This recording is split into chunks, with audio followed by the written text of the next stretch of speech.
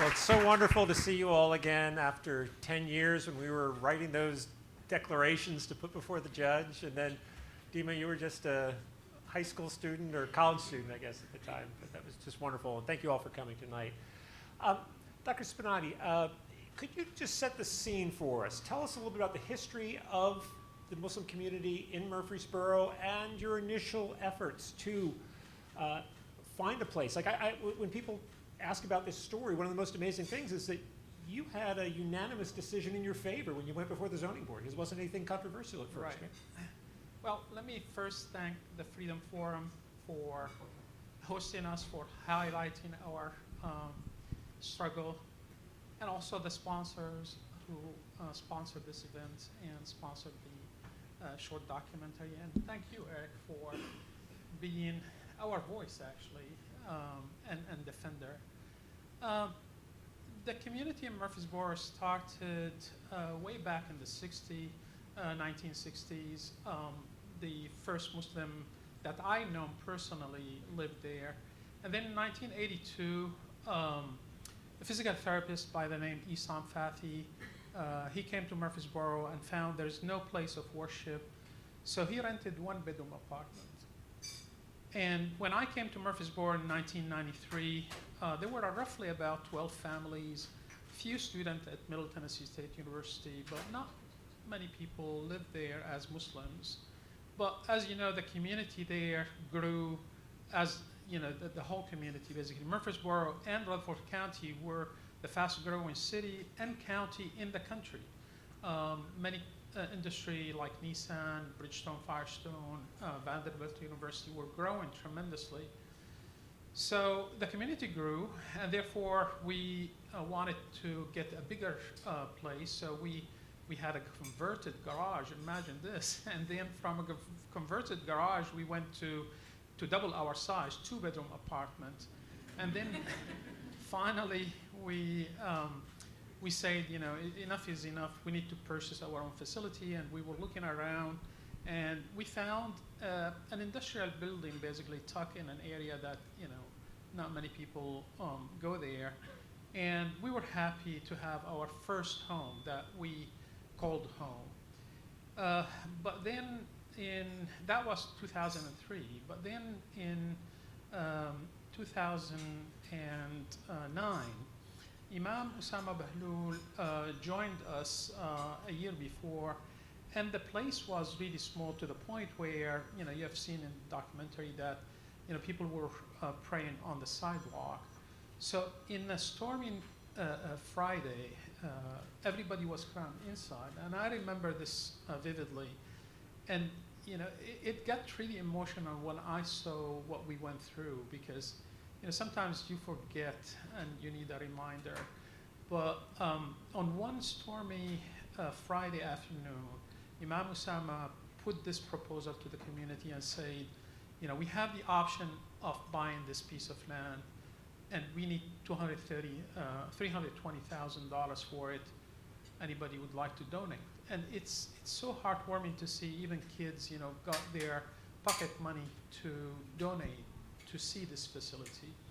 So after that, we started working, and we did not anticipate anything, because even after 9/11, the whole community, as opposite to many places in the country, they came together and we formed interfaith coalitions. We were invited to house of worship, such as churches, synagogues, and so on, and they came and visited with us. So our community took that terrorist attack and made it into beautiful opportunity for people to connect with each other. And then, you know, the short documentary basically give our struggle throughout the last 10 years. But luckily, we made it with your help and the Department of Justice and everybody else as well. Great. Well, thank you. Sheikh Ossama, I remember you telling a story about how some of the young people had come to you and said, oh, no, these people are saying bad things. And you said, don't worry, you know, we have the Constitution here. Things are going to be okay. Can you tell us about those early days when this controversy just started up, where you think you were going to move in, and then you started to meet opposition? Well, we're supposed to say to everyone, don't worry, even if we're worried. I lived in Texas, and Texas is a beautiful state. My wife from Texas, but we thought Texas is very hot. Has 2 seasons, hot and hotter. We thought we'll move up to Tennessee as a state, and we came to learn that Tennessee is hotter politically.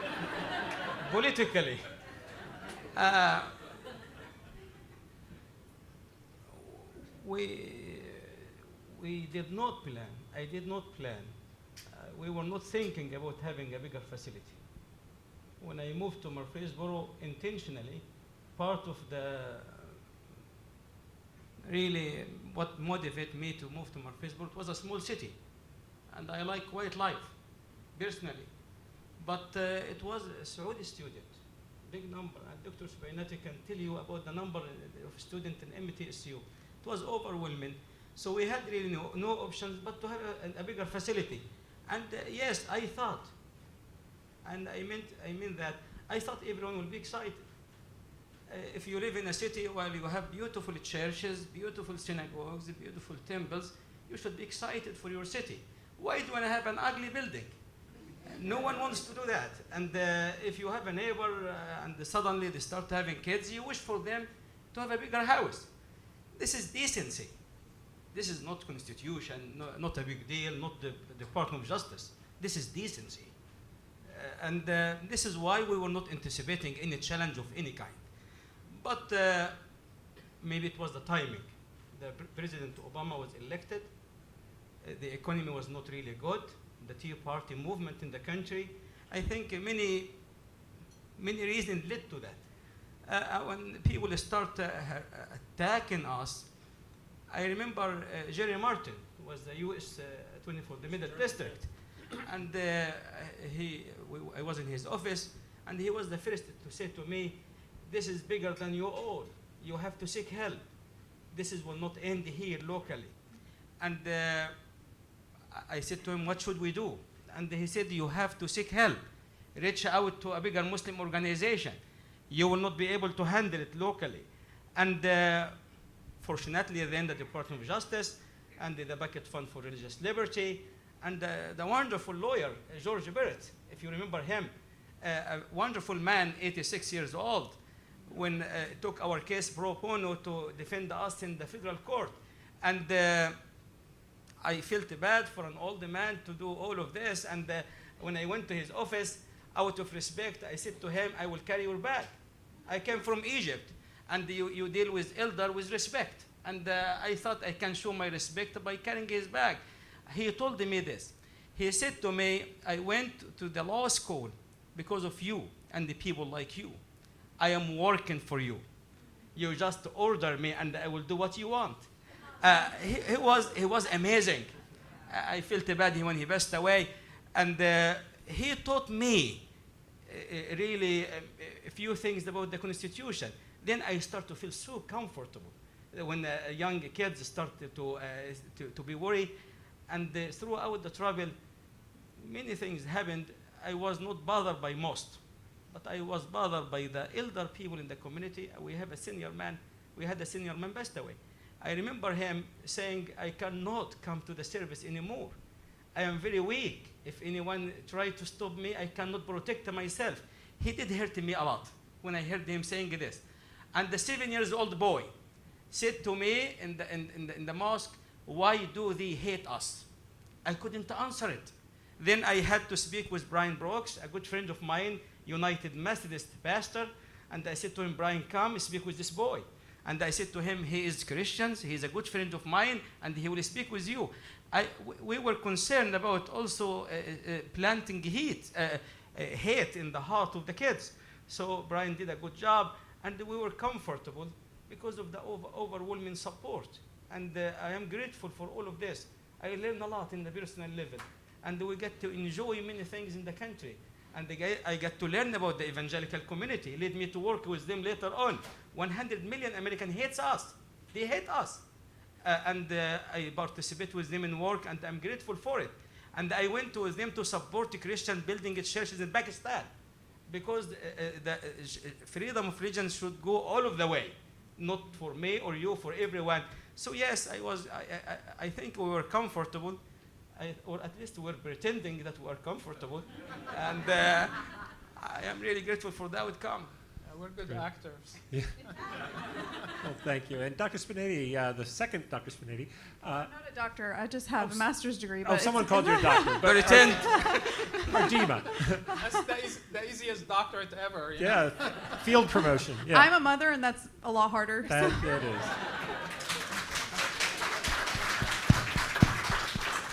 is. So Dima, tell us what it was like to be a young person and what you were perceiving at the time. Yeah, I was a student in college when this started happening, and we started hearing these terms of, oh, there's opposition, and it was very alarming at first to hear that. The Muslim community, as you saw our numbers even in the older building, we were established in Murfreesboro for quite a while. All my friends growing up were American. My friend from when I was 6 years old, she's here tonight. She lives here in DC. She grew up in Murfreesboro with me. She's Catholic. She grew up Catholic, and we never really faced that head on until this story kind of started to unfold. And so initially we were alarmed, and of course we had the issue of security and the kids and our going different places and how safe we should feel. But the story started to develop in the series of events. You saw a timeline over 8 minutes, but this was, sometimes things were going very fast. Sometimes we were waiting periods of time. We were very anxious. But also at the same time, our community, we were seeing on, the building walls, like the layouts and the plan, and, this is where we're going to have this, and this is how much space, this is what it's going to look like. And so while that was happening, we also had all of this hope that we were going to have this building. This was going to be real. And so it was a very mix of emotions, and we were just riding this wave as it goes. Great. Well, Dr. Sbenaty, tell us a little about how the Chancery Court action got out of hand and all the national figures who started coming into town and what happened then. It was really surprising. I mean, the intimidation, the harassment, the arson, the fire, basically they fire shot close to our facility. All that was not surprising. The most surprising things was the lawsuit, which wasn't against the Islamic Center because we did not do anything, but it was against the county for approving this site permit. And the reason for that is they claim that Islam is not a religion, and therefore they filed a lawsuit, and they brought 20 expert witnesses, Pamela Geller, Frank Gaffney, and Robert Spencer, and so on, saying that Islam is not a religion, so therefore the county should not have given this permit out. My daughter, my other daughter, Lema, used to attend every day of the hearing, and it went for about 3 months. And then the Justice Department basically issued a statement saying that Islam is a religion as recognized by the federal government. But the chancellor said, no, let me take my time and decide whether Islam is a religion or not. So after 6 months, it took him 6 months. So he came back and said, well, in fact, Islam is a religion. So now, 1.8 billion Muslims are so happy because a chancellor in Murfreesboro declared that Islam is a religion. But then he said also, well, the public announcement wasn't adequate. And the county lawyer said, well, they did like everybody else, like the church next door. We did for their permit like we did with everybody else. Why should we treat them differently? And the judge basically could not elaborate, but he said, the public announcement wasn't adequate. So he allowed actually a room for another lawsuit to claim that the public announcement wasn't adequate. And the funny thing is, after the second lawsuit, is that he voided our permit. So the lawyers asked him are you voiding all the permits that were granted since 2006? Because, that's the procedure that we follow. And it's already built, yeah, Right. mostly built. Right, yeah. and then, and they asked him again, there were several permits that were given on that day, May 24, 2010. Are you voiding all the permit because the public announcement was the same way? He said, no, only the Islamic Center of Murfreesboro permit is voided. Everybody else is okay. So if this is not prejudice, I don't know what it is. So. Yeah. So at the end of this trial, he said there was not proper notice because it was controversial, so you needed like super notice for this. Right. And then he ordered that the county may not issue a certificate of occupancy. And you guys were about 95% done. I think Right. you just had shrubberies or something you had to put in front or Right. something like that. So then what happened, Sheikh Ossama, with the federal action? Well, when people raised this concern, some did, the community were divided. I mean, nationwide. Many things good happened. Many Americans in the country donated to this building. And many people obviously raised concern against us. And when he made this ruling about the certificate of occupancy, it was the Eid, it came in the biggest celebration of the Muslims, and they were excited. And then I think the case went to the federal court, where George came and the bucket fund team came, and the federal court ruled in favor of us. And it was a victory, not really for any individual. People will be here and they will go somewhere. I really feel personally and believe we should care fundamentally about the principles, about what can keep a country and a community stable. The Constitution. This is why then some people, many said you won, meaning the Muslim community, and I said no, the Constitution won. And it's a fact. What in my opinion, make America so special? Not really its economy size. We have 29 trillion deficit anyway. And I don't think it's military size. I think America is so unique because it's diversity, a stand of freedom, it's a constitution, it's liberty. This is what makes America so special. Maybe China can be the biggest economy, maybe not. But America is so unique because of this. This is why I think when we won, it was good for everyone, and it was good for the majority. Many people continue to carry a concern. And I want to mention that we try our very best to accommodate people's concern. I understand that any member from the community at large watch what happened in September the 11th can be concerned, has the right to be concerned. This is why we had a policy in the Islamic Center. You attend any program without giving us any notice of any kind. Attend anything. And we said if any of you can prove anyone guilty of anything, we will be with you, standing against him or her. It is not, it's good for all of us to be safe. Now, I remember a soldier in Afghanistan sent you a contribution along with other people around the country. He did, and he said, this is why I went to Afghanistan for freedom. And I cannot lose freedom in my own home. And I know that I might die, but I will not die in Afghanistan protecting other people's freedom while my own people are not enjoying freedom. And Eric, many things could happen. I remember someone sent me an email. She was a Christian, Anna. We become friends later on. She was moving to Murfreesboro with her family. And she asked me to choose a church for her. And I said to her, I cannot choose for you a mosque. It's the only one. But she was very clever, very kind lady. She became very dear friend to Ivy, my wife, and I. She said, I want you to choose a good church because I want to be sure that I will join a good community. And I did. Ran was the Episcopal Church, and they were active with us, and she enjoying her time. So Many people donated money to the mosque. Many people supported the Islamic Center. And I think it was an opening, taught me personally a lot that you might have a minority with a vocal voice, but the majority are decent. The majority in the country are good people. The majority are wonderful, and I trust the majority of people everywhere, not only in America. And we won, and then they took the case to the Supreme Court. What's the name of the attorney back then? He passed away.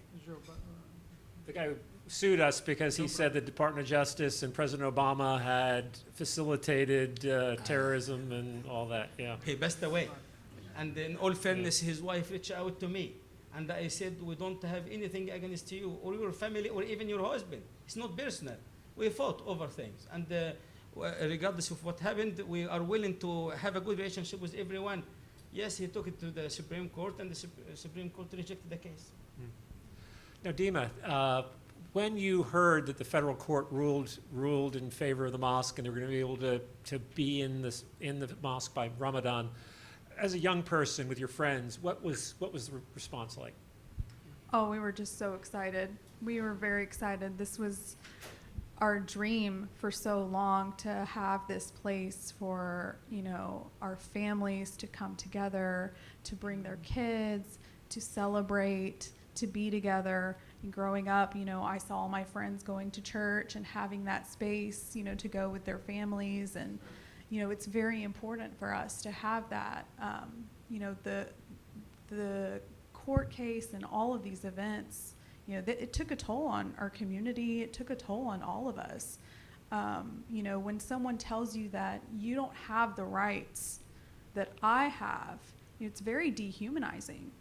You're telling me that I'm not as human as you are. And we need to defend the rights that we have for all people.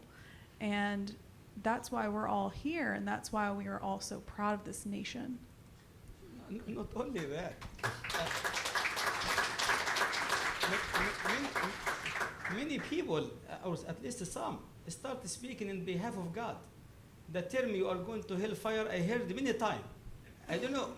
And I reached a point while we were in MTSU, Jan is here, and the lady said to me, "You are going to hellfire." I said, "At least express some sympathy. If I am going to hellfire, at least feel bad for me. Why are you excited about it?" I really, if someone is going to hellfire, why are you feeling good? And furthermore, did God send you an email informing you with the list of it? And for some people were very tough. This lady, we were in Tennessee in a certain area. She came to me, and I thought she wanted to shake hand with me. And she put sausage in my hand. We don't eat pork.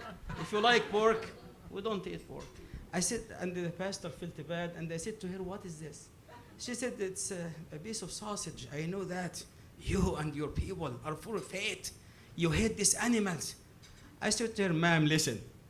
If there is any pigs living today, it's because of us and the Jewish community. We don't eat it." It wasn't. What do you think, Dr. Saleh? Sheikh Ossama, there was a wonderful story that right after the whole incident. Eric, a lot of stories. Yeah, but there was a great story about one of the mosque board members going in, a woman who was a leader of the opposition, who had a heart problem. Do you remember that story? Dr. Abu, we have one of our board members. He's a chairman today. He is in interventional cardiology, the best in town. Maybe because of a good friend, he is a good friend, but he is the head of the team in Vanderbilt. And this lady, she disliked us, and she was in a critical position, and she had to have an operation, and they informed her that Dr. Abu is going to operate, and he will go do this for you. She said, "No, not a Muslim." He had to speak with her son. "Your mom will die. She has a few hours. I have to do this." And eventually he did it, and the lady became well. And Dr. Abu called me later on, and they said, "Do you know what happened today in the hospital? This is what happened." I felt bad for the lady. Innocent people being deceived. And some people really felt that there is a training camp and there's something underground and we are trying to attack America and to take over. And it's sad because also those people are very kind, but many of them lack the ability to travel, to interact with others, and they hear what they watch in the news. And if they are, I don't want to mention any specific news, they make their mind, and you cannot change them. And the pastors, and it's unfortunate, while many pastors supported us, some of them did not. And without any evidence of any kind. Without any evidence of any kind. They said, your plan is to kill all of the non-Muslim. All of you guys. I said, all of us. I said, well, my wife from Texas, my in-laws are not Muslim. And here's an imam, I'm from Egypt, my in-laws, all of them are not Muslim. I said, I cannot pretend in marriage. I have 3 kids, and my 3 kids, they have, their aunt is not Muslim. And it is sad. It's a story exists today when people can be deceived because of certain people making money or seeking publicity. Or while this story taught me many things, I learned the need for us to stand for principles, regardless. And I struggle, Eric, a lot, because while Muslims by design, we are conservative. We are pro-family, traditional marriage. I struggle a lot when I support the left side of America, because I disagree with them fundamentally. But when the Orlando attack happened with the homosexual club, the mayor of Nashville then, Megan Barry, she asked me, would you stand against what happened? I said yes, and I wrote an article in Tennessee. And I stood with her. She said to me, do you support this? I said, no. I supported the right to be what they want. I can agree and disagree. We should not kill each other because of disagreement. So I learned in my personal level a few things too. Great. Dr. Sbenaty, could you just tell us a little about how things are now? What things are like at Middle Tennessee State? What are things like with the community, looking back 10 years Dr. after? Saleh is very happy. His 3 kids are married and he's enjoying his life with his wife. That's why I'm not retiring anytime soon. Yeah. You know, this struggle has created a lot of friends and supporters that we did not even know before our problems, which we really are thankful for. We have people coming. You know, the latest big event that happened in our facility in 2017, after the election of Trump, 2 young men basically vandalized our facility, and they wrote F Allah and brought a lot of things, and they also wrote this in bacon. So they want to make a point also. So I said, you know, if they're turkey bacon, you know, we'll be happy to take those.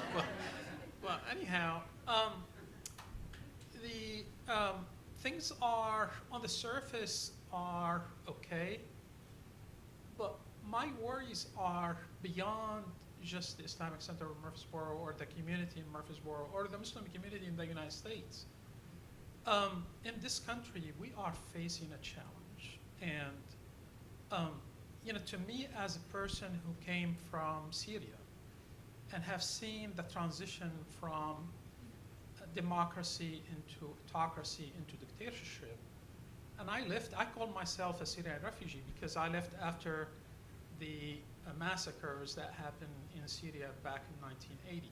So I left in 1982. What worries me basically is what's happening in this country now. And yes, there is a small minority that is vocal, well-organized, and so on, and trying to take over the majority. And that could happen because it happened in many countries before, including Syria. You know, when I go to classes on campus, they invite me to speak about our struggle and so on. And one student asked me, are you afraid of a second 9/11? And I say, I'm not afraid of a second 9/11 as much as I'm afraid of second January 6th. Because on that day, it was much more scary to me as a person who's seeking freedom, nothing else. Not the American dream, not money, not education, nothing. I'm seeking just freedom. And when I saw what happened, this basically touches my heart. So talking about, our struggle, we have a bigger struggle to look at.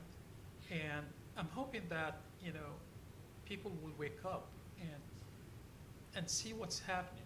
Unfortunately, many of them are deceived, whether due to religion or due to political ideology or whatever.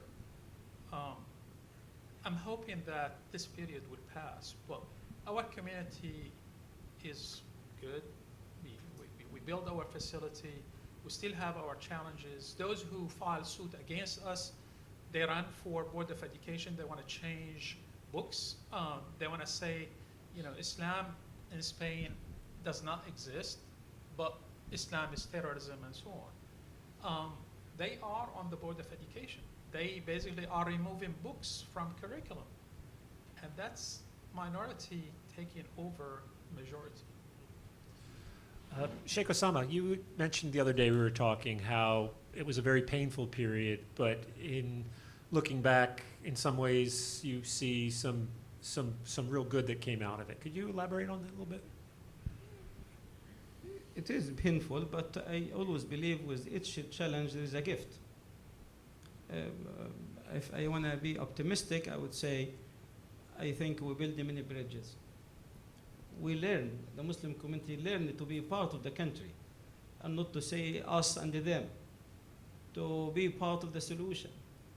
I am grateful for the outcome, participating in religious freedom worldwide. We took trip and we support community to exist. When we partner with the evangelical community, and we took 1 week to go and meet Muslims, the Imam in Pakistan, because they were stopping some Christians from building churches. And I said, why? He said, there is no Christian in this area. And the evangelical style is, let us plant a seed. This is their style. But I think we should support the freedom without limitation. And without freedom, we are going to create a hypocrite society. Freedom within the guidelines of the Constitution. And the people are well and good, innocent until proven guilty. This is something I learned and I'm grateful for. What happened with younger Muslims participating and taking the lead in certain areas, I'm really grateful for it. And we elected some Muslims in the state of Tennessee as a result of what happened in Murfreesboro. We have council at large and the Board of Education, and I'm grateful for it. I continue to be concerned because I feel like we win the fight. We will win any fight as a human if we can realize that we all are really related. All of us came from Adam and Eve. I don't think any of you came from anywhere else. So all of us came from Adam and Eve. And let us agree and equally disagree. And with respect. And let us guarantee a good future for everyone. And I'm grateful for that. I am grateful that the Islamic Center opened its door to people of other faiths. We enjoy inviting Jewish and Christian scholars, teaching even Judaism perspective. Dr. A.J. Levine and Dr. Marshall came when we had a conference about sexuality. And I said, we cannot speak about Jewish. Let a Jewish scholar speak about her faith. We cannot speak about Christianity. Why don't we hear from them? I am grateful for this. And we hold a few conferences.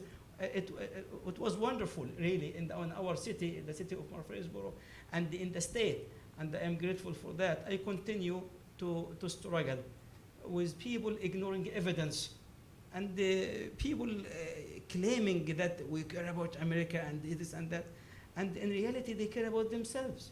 They are trying to make money, and they seek publicity, and it's sad.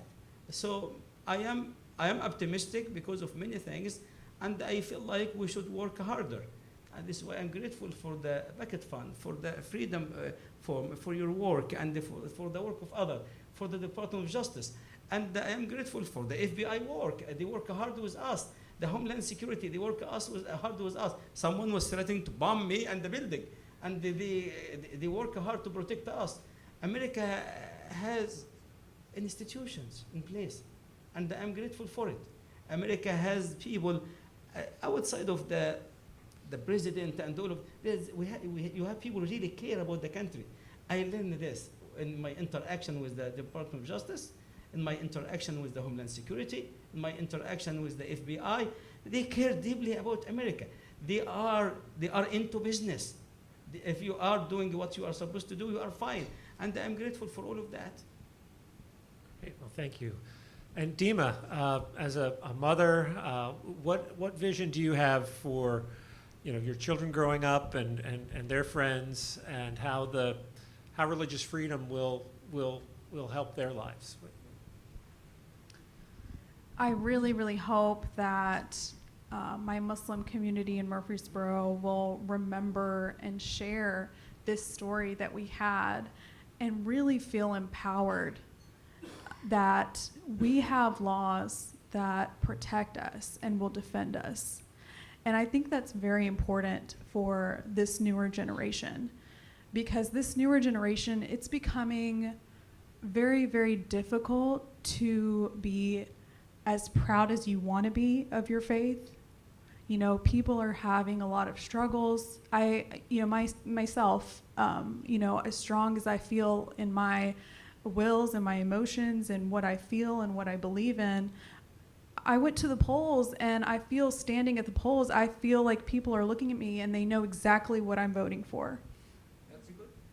I feel like my head covering is now something that's political. It's controversial, and I really want this new generation to feel empowered by the laws that protect them and to be unapologetically Muslim, to practice and share their faith and be proud of their faith. And I really want to see that in our community. I also want to see that outreach to continue, and that we continue to grow and educate others and learn from others, so that we can continue to demolish these stereotypes and misconceptions about our faith.